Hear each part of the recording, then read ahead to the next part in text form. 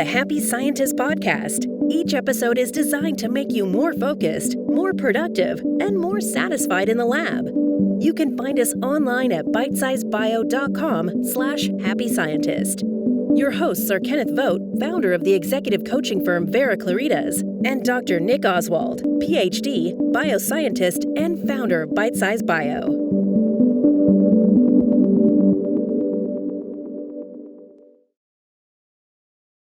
Hello and welcome to the Happy Scientist podcast from Bitesize Bio. If you want to become a happier, healthier, and more productive scientist, you are in the right place. I'm Nick Oswald, the founder of bitesizebio.com, and with me is the driving force of this podcast, Mr. Kenneth Vogt, my friend, mentor, and founder of the coaching company Vera Claritas. Today, we will be discussing the power of gratitude. And Ken, given the events of your life in the last few months, this is quite a good topic to begin back with. Yes, it's going to be interesting. This is a topic that we recorded once before, and through circumstances we lost the recording, so we had to do it again. So it's interesting because when we first recorded it, we were in a certain place, and where we're at today is a little different, at least for me. And what's different? Well, there's two things that are different. I want to call attention to. Y'all have heard this crying baby in the background that is actually a Siamese cat named Zeke. Well, Zeke is no longer with us. He stopped eating about 3 weeks ago, and after a while he succumbed. So no more Zeke. He was a star of this podcast. He was. And Zeke was 19 years old. He had lived quite the cat life. So I'm grateful that I had Zeke in my life. He was a fun cat to be around. And then there's one other thing that it's a little bigger. And this happened a little over 3 months ago. I had a stroke, and everything stopped. And we stopped recording for a while. So it's so happened we had enough things already recorded that there hasn't been a break in broadcast. So y'all might not have noticed, but I don't know if maybe people are noticing now. If you listen to my voice, maybe you can hear a slight difference in it. Because I couldn't talk when the stroke hit. I couldn't swallow. My digestive system had shut down. My entire right side just turned off, and it was quite something. In 6 weeks in the hospital, and through all of this stuff, you can look at an event like this and say, "Wow, gratitude! What is there to be grateful about in such a terrible thing? And, such a traumatic and such a costly thing." So I will tell you that I'm doing a lot better right now. So there's reason to have gratitude there. I can make a lot more progress, but at least I can walk around now.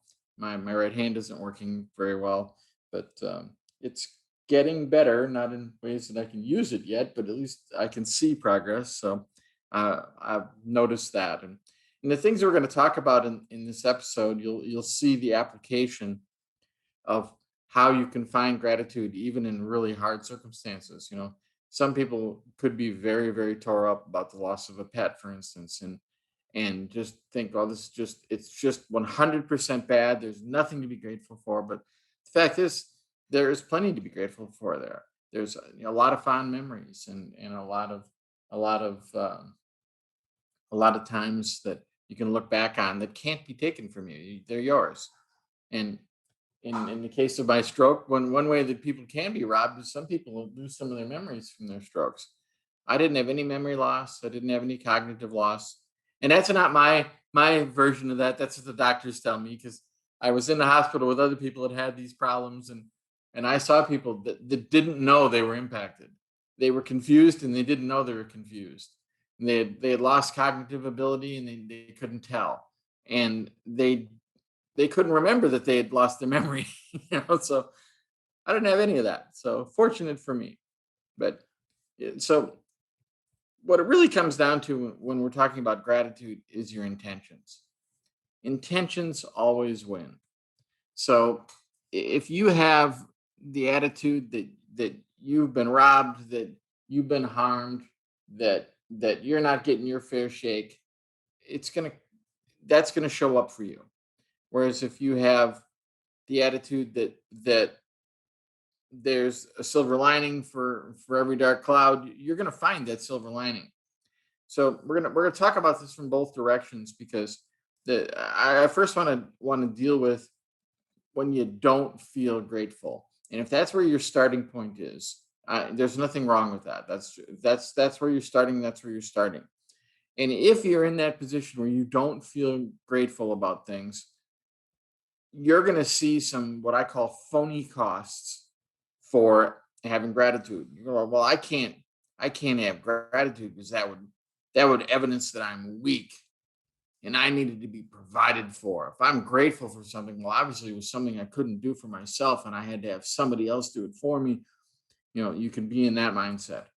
Or you might be in the mindset that, well, I have it because I was owed it.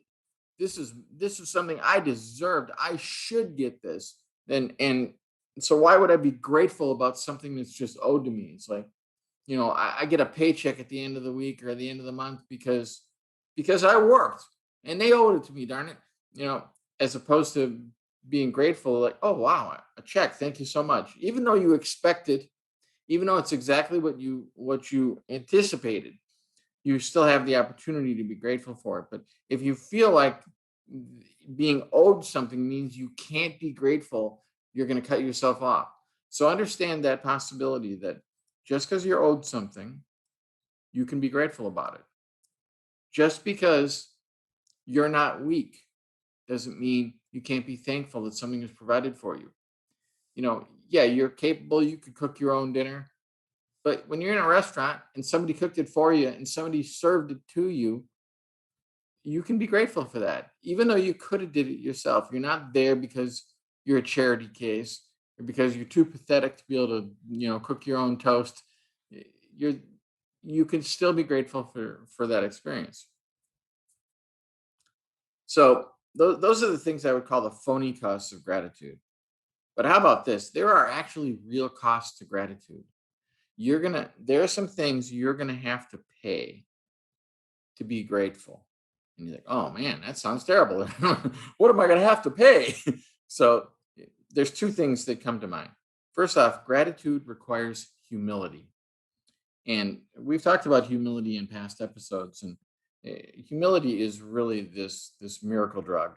You really, really want to cultivate humility. It's so beneficial to you. And it's hard to be grateful when you're not humble. When you're full of pride, and I mean pridefulness, not that you're properly proud of something you've worked hard for, but just thinking I'm better than than someone else. Well, it's hard to be humble when you're stuck on pride. And when you recognize that I don't encompass everything. There are people that are smarter than me, people that are more generous than me, people that are more kind than me, people that listen better than me. There are people that have skills I don't possess. Yeah, you can have this whole long list, and it isn't about judging your deficiencies. It's about recognizing that in this unique person of who I am, I have certain things, and there's certain things I just don't have, and there's nothing wrong with that. We've all seen this too, and in maybe some of our friends, they have qualities we don't possess, or maybe some of our relatives. Maybe we look back at our mother and think, my mother was so compassionate and I just don't have that gene.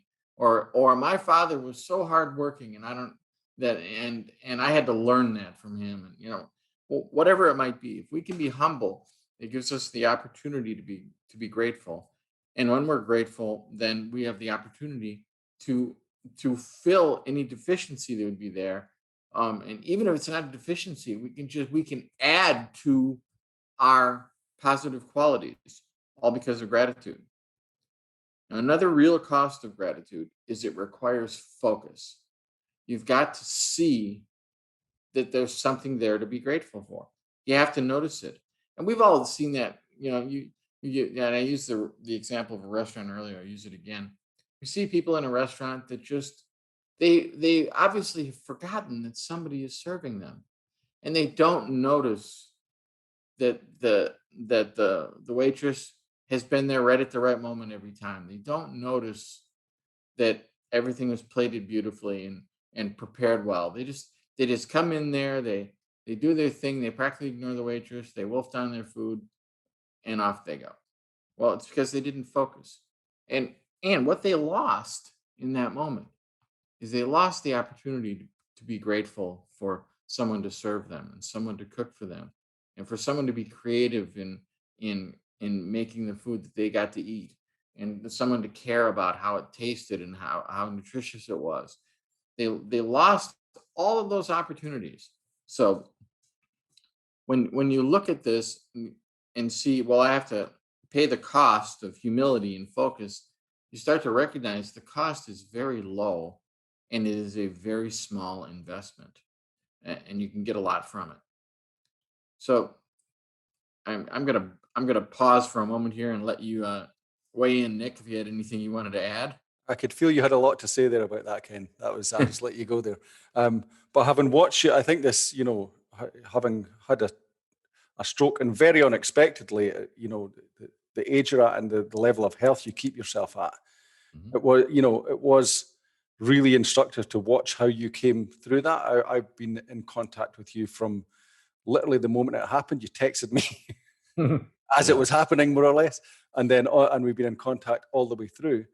And the thing that struck me all the way through is that what you did at each point was you didn't focus on what you'd lost. You focused on what you had, and that's the difference in that. And the what you've relentlessly been through all of this is unshaken, optimistic, and happy.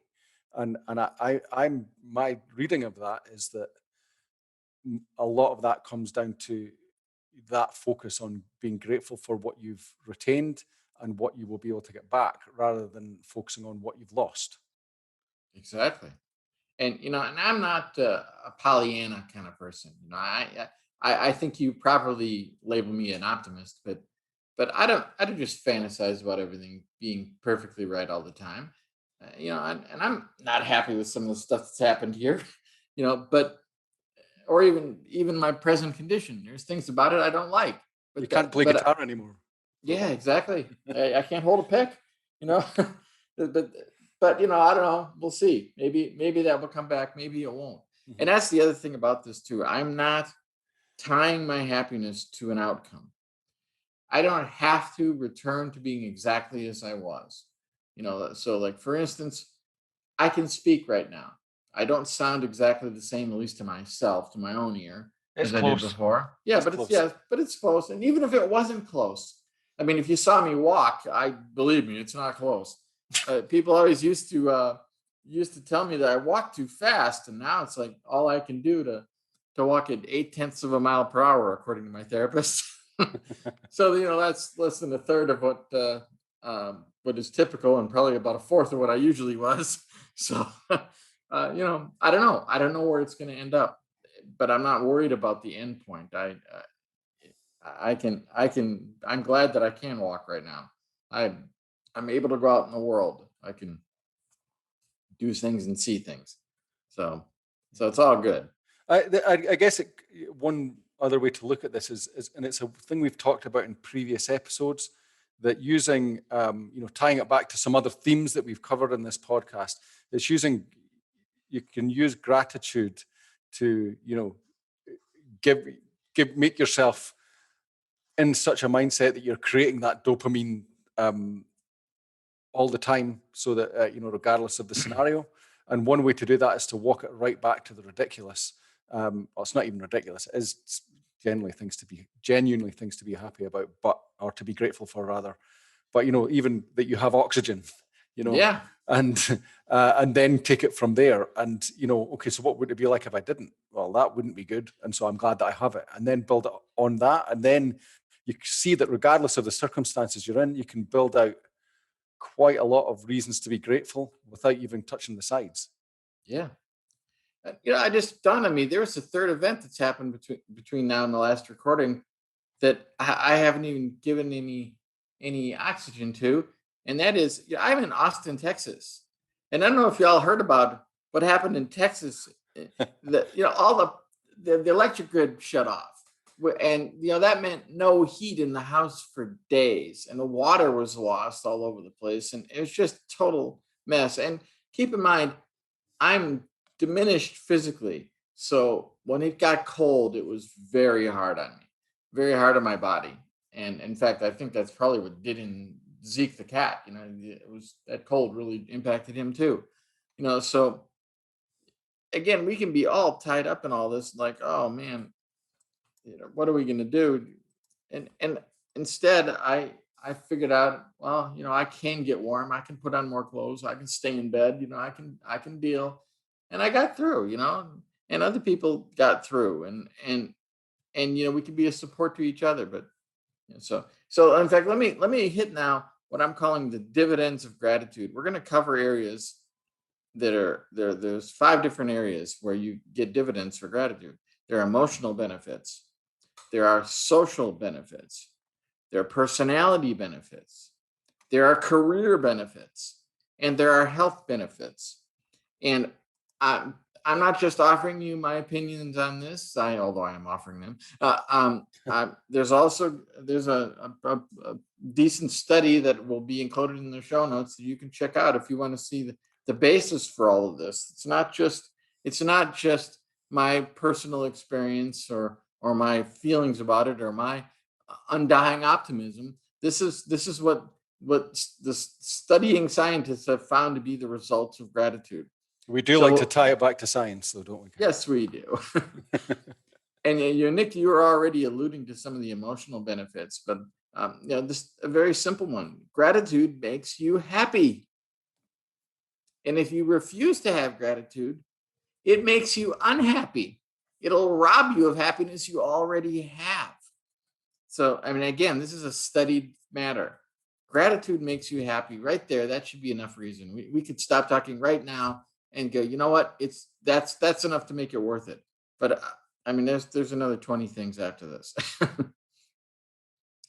So, gratitude also has a strong positive impact on psychological well-being, on self-esteem, and on combating depression. So, if you feel like you need any help with your psychological well being, if you feel like your self esteem is not as solid as it could be, if you've suffered from any kind of depression, gratitude is going to help you. And in that moment, you might feel like that's the moment I least want to be grateful. Well, here's something to think about. Gratitude is a choice. Gratitude isn't just something that washes over you and, like, well, I'm grateful because a feeling of gratitude showed up. It's like you choose it, you pick it out. You can look for things to be grateful for. And I will be fair to you here. If you're not feeling grateful and you go looking for it at the beginning, you're not going to feel like there's much to find. Well, don't find a lot. Find a little. Just see the small thing. Well, I it's cold in the house, but at least the refrigerator's still working. you know. eh, and you think, well, the refrigerator's already cold. What's the difference? It's like, find something simple. And once you find something simple, then find the next thing and keep going. Just it's a habit. Yeah.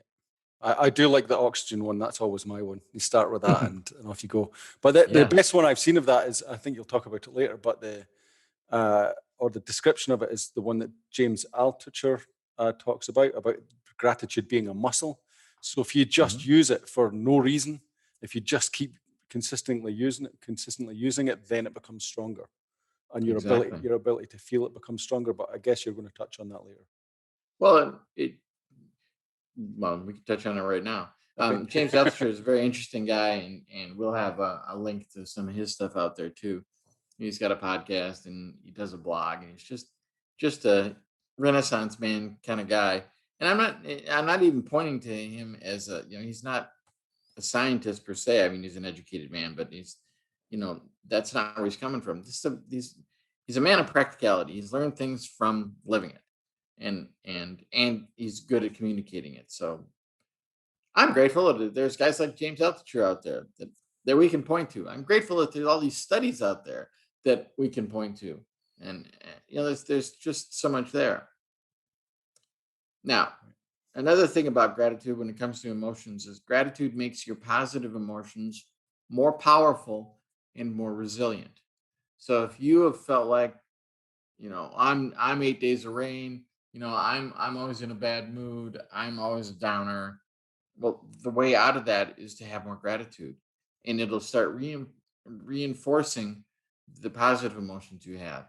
And you might think, well, I'm never happy, I'm never joyful, I'm never laughing or what. It's not true. It's not never. It's just not often. Or maybe it's not very powerful when you're doing it. Or maybe you're not exposing it to the world, but you're feeling something inside. The more you do that, the more you have gratitude, and the more those positive things will pop up for you, and then the more of them will be expressed. And as they're expressed, again, it's just an upward spiral. And gratitude is a very important part of that. So, when it comes to the idea of expression, let's talk about social benefits. Gratitude impacts how trustworthy, social, and appreciative we seem to others. So, when you're grateful, when you thank the waitress, when you thank a coworker, when you thank your boss for handing you your paycheck, you're you're creating something positive there that other people are picking up on. And again, this is an upward spiral. Other people will help you be more grateful if you give them a chance. So you demonstrate your gratitude, people like it. You're going to get positive feedback, and it will improve your friendships. It'll improve your family relationships. It'll improve your romantic relationships. There's no downside to this from a social standpoint. You have only things to gain. And whether that's that you have a friendlier interaction with the cashier, or you have a deeper interaction with the love of your life, that gratitude is going to help with all of that. So now let's look back at yourself again. Personality benefits. Gratitude makes us more optimistic, which is good for you. You're gonna be happier just being more optimistic. Um, Go ahead, Nick. No, Oh, okay. no, I I thought was you were leaning in. just agreeing with you. Okay, gratitude now is going to make you more giving, and you may feel like, well, why would I care about that? Well, you're going to care about that because it gets you good results. It gets you good reactions. So, and a lot of giving is quite simple. It could be something as simple as giving a compliment, giving somebody a priority. It's not that you have to give away what is your valuables. There's lots of ways that you can be giving. And by the way, go ahead and give away some valuables too. You get great payoffs for that. Gratitude can also make you less materialistic. And and you may think, well, why do I care about that? Well, because when you're materialistic, your happiness comes from things. Well, things can be lost, things can be destroyed, they can be stolen, they can turn out to be inadequate. And now your happiness is tied to something external to you. Whereas if you become less materialistic, your happiness is yours. You choose it. And gratitude can be a generator for that happiness. Okay, now let's get super practical. How about career benefits? Gratitude makes us more efficient managers, more effective managers.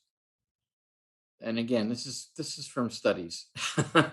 It's not just, although I think most of us would realize just from our own experience that, yeah, when my manager acts more grateful to me, when my manager thanks me for work that I do, that I was assigned by him or her, that I showed up for work, I feel good and I feel better about them as a manager. Well, you want to be that person too. So, um, whether you've got undergrads working for you, or you lead a team, or whatever it is, when you have gratitude for the people that work for you, you will be more effective as a manager.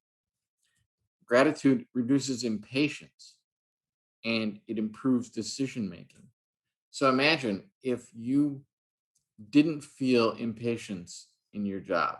Would that be an improvement for your career? Do you think you might perform better if you were never impatient in your career? And what if you made better decisions? Do you think that's possibly going to impact the state of your resume? I mean, gratitude gives you these things. And finally, gratitude helps you find meaning in your work. So this is one thing that I think that life scientists and scientists in general have an embarrassment of riches in. A lot of people toil away in this world in thankless jobs and meaningless jobs the people doing them find meaningless. But in this field, there's a great deal of meaning to be found. There's a lot of opportunity to feel like you're doing something valuable, that you're aiding humanity, that and I realize that there are some tasks you may think, man, I'm just the person who ends up cleaning the lab all the time. Well, guess what? A clean lab makes all the difference.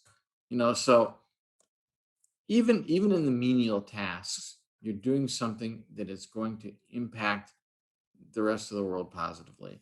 And that is a wonderful thing. And if you can be grateful for that, if you can be grateful for that work giving you that opportunity, well, again, your career is going to flourish.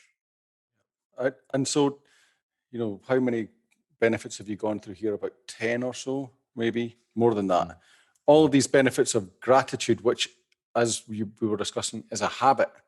And there are more that you haven't even got to yet, actually. In the show notes, we'll have a list of all these things. And so if you go to bitesizebio.com/podcasts, find the Happy Scientist, and this is episode 23 or something. I think it's 23, The Power of Gratitude. And what strikes me is it's always really useful to look at the reverse. So people who don't practice great gratitude, or who have got out of the habit of it, or have never got into the habit of it, they're the opposite of these things. And it's such a simple switch. I'm not as someone who practices this perfectly, or even to any degree of what it could be, but it's so easy to see the switch logically. That if you're always focusing on what you don't have, or what's going wrong, or not appreciating what other people are doing for you, then of course that makes you less fun to be around, less respected, less happy, less successful, and more dependent on material things, or artificial dopamine surges, as we were talking about previously, for your own happiness. And so again, it comes back down to, does this convince you that you want to be more grateful in your life? And if so, then I'm sure the practicing gratitude, and we'll talk about more how to do that. I think practicing gratitude is a decision you might want to make for yourself. Sure. So let's add one other area of benefits. That's health. Gratitude. There's evidence that gratitude reduces your blood pressure, which is a good thing, because high blood pressure can cause strokes. Been told.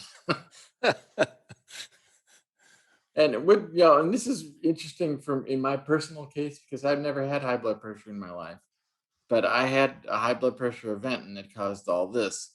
So, like, boy, I'm really gonna double down on gratitude after this, man. I don't want this to happen twice. I tell you what. I'm going to say that gratitude is maybe necessary, but not sufficient to reduce blood pressure, since you are a very grateful person and you still had high blood pressure. But that's another story. Well, there you go. Well, yeah, this is like everything. It's just, there's no silver bullet for anything. Everything we talk about on this podcast, these are tools that you can use. And for some people, some tools are going to be far more important for them to apply than others. Well, fine, great. Use the stuff that works for you. Yeah. But hey, I want to be healthy. Gratitude may improve sleep. That's another one that's really useful. And that's something I can say. I have always slept like a baby all my life. And I when I hear people talk about how they have insomnia and they can't sleep, it makes me sad, because I just can't imagine having to suffer that. But hey, gratitude can make it easier for you to sleep. So if you're having trouble sleeping, look for ways to be grateful during the day. You will carry less stress into bed with you at night. Yeah, definitely. And here's another one. This is an interesting one. Gratitude may increase your frequency of exercise. It's like, why would that be so? Well, because when you're depressed, you don't feel like exercising. When you're angry, you don't feel like it. You're put out, you're sad, you just don't want to. Whereas if you're grateful, you just feel more in tune with yourself and like, you know what, I've got a little energy left. I can still do that. I can still get a workout in today. Or I can get up a little early and do it. So again, there's health benefits. So I mean, we've talked about a lot of things on this program, but I don't think we've ever had something with a list that had emotional benefits, social benefits, personality benefits, career benefits, and health benefits, all from doing one thing. So, And wow. one very simple thing that you can do consciously and just establish a habit of. Okay, Right. yet again, you've convinced me that I need to up the game on this one. So I'll give you a way you can up the game. And this is something you don't have to do forever, although some people do, but you can do this just temporarily, is start a gratitude journal. Which is separate from other journals you might be doing. You might be doing journaling already and think, well, I don't need that. I already journaled. No, I want you to have a specific journal that is a gratitude journal. And it's not going to have a bunch of long entries in it. It's going to have simple stuff. And just as you come across things, when you realize there's something to be grateful for, write it down in your gratitude journal. And it's like, well, I'm grateful that my spouse made breakfast this morning. I'm grateful that my child picked up her toys. I'm grateful that my boss said hello to me when I walked in this morning. I'm grateful that I've got all this great equipment to work with. I'm grateful that I got an education that prepared me for this career. I'm grateful that I was able to walk in under my own power today. I'm grateful that I had a car to drive here in. I mean, you can go on and on and on, but you're gonna be surprised. At the beginning, it's gonna be, well, I'm being grateful about the same thing again. Good. You're grateful yet again that somebody prepared a meal for you. That's great. Don't blow it off because, oh, well, I was grateful for that yesterday, or I've been grateful for that all week. Every time you're grateful, you're gaining something. And if you're journaling, you're going to start to notice things to be grateful for. You're going to realize, well, I'm grateful that so and so was nice to me, and I'm grateful that so and so. But you know what? I haven't taken note to be grateful that the mailman was nice to me. I hadn't taken note to be grateful that my colleague was friendly today. I haven't, whatever it is, you're gonna open up your eyes to things. And we go back to that cost of focus. Well, this is one of the ways to pay that cost, and it's not hard. And it's the kind of thing too that when you do it, you do it. There's no gun to your head here. If you just do it first thing in the morning and that's all you do, fine. If you do it throughout the day and you forget some of the time, that's fine. It's just something to do to hit the reset button for you, to get you in a gratitude mode.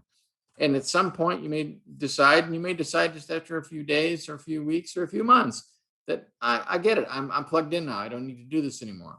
Or you might just enjoy it and think, I want to keep doing this. I want to keep having a gratitude journal. I always found the idea of a gratitude journal a bit kind of I don't know, not that appealing because it's just kind of unstructured and stuff. But I do like the way that James Altucher approaches it in the daily practice, and the daily practice is linked in the show notes for today.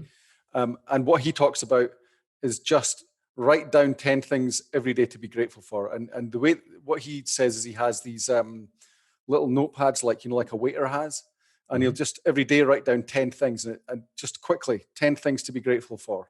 And it's like doing 10 press ups in the morning or something like that. You do it, and if you do it every day, then you'll get a cumulative effect. And that's for me is a good one, because you can just say, right, in the morning what I do is I check my email and then I do the 10 things to be grateful for, and that's just part of the habit.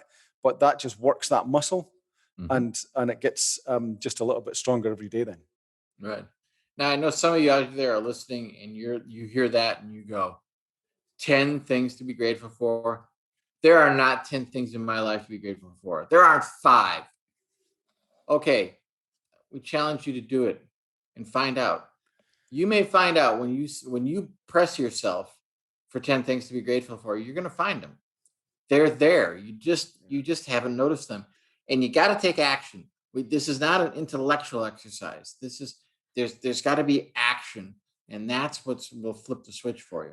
I always find that if you're you're struggling for things to feel grateful for, it's because you're trying to push the boundary outwards to things that you don't take for granted but you wish you had. Mm-hmm. Whereas if you go backwards and start saying things like, I'm grateful for running water, I'm grateful for that there's not a war in my country, I'm grateful for that I have enough food, then stuff that you just take for granted, then there's thousands of things you can find, and that's the easy way to start the snowball happening. Exactly. Yeah, and you might feel like, oh, I'm cheating to be thankful for running water because it's always been there my whole life. No, that's not cheating. It's fine. Be grateful for something that seems like it's automatic. That's cool. Yeah. Because then more things like that will start being automatic for you. Yeah. So there's one final concept I want to cover, and that is how is gratitude different from grateful? You might think, well, they're basically synonymous words to just, use different in sentences. But here's the difference. You can be grateful, or you could be gratitude. You're like, wait a minute, how do you be gratitude? I understand be grateful, because being grateful is an action I would take. Be gratitude. Well, if you can embody gratitude when it is such a pure part of your essence, that's how people see you, that's how they think of you, it's an identity factor for you. It's not just a behavior, but it's actually an identity factor. Everything changes. And you're going to find the same thing about, you are happiness versus you're being happy. Be happiness. Don't just be happy. Embody these things. So the stuff that we recommend on this podcast is to help you have the most joyful possible life, to actually be a happy scientist, and not see those two words as being oxymorons. Well, being a scientist is a very serious and dismal business. How could I be happy? No, it's not. There's no reason not to be a happy scientist. And there's no reason to be a miserable scientist. You don't have to do that. It's not required. So, and it'll all come down to this difference between what are you just doing stuff, or are you being it? And we want you to be gratitude and to get all the benefits that we've discussed today coming from that. Yeah. I think, as you mentioned previously, this is one of the very powerful but simple to deploy and simple to understand tools amongst the toolbox that we're talking about in all of these episodes. So I think that in a way, this is a great one for people to start with if they haven't latched onto any of the other suggestions you've made in previous episodes. Yeah, and it's a very doable one. Always after these things, I'm like, yeah, okay, I need to do that more. The list gets longer. Okay, so thank you, Ken. I think that was extremely. You've come out with all guns blazing after your setback, and in more ways than one, but in this episode especially. Yeah. And remember that if you want to go back in time and listen to, or if you haven't done so already, that in episodes 1 to 9 of the podcast, we talk about some of the foundational principles that Ken bases this stuff on. Those are human needs, core mindsets, and charisma factors. You might find that useful. So again, go back to episodes 1 to 9 to get those if you haven't done so already. You can also get more by joining our Facebook group, facebook.com/The Happy Scientist Club, which is all one word. And you can get more episodes of this podcast on bitesizebio.com/The Happy Scientist, all one word. So I think we'll wrap up today. And thanks again, Ken, for a great episode. And we're grateful for your speedy recovery. Thank you. And thank you for your input on this episode too, Nick. Take care, Ken. Until next time.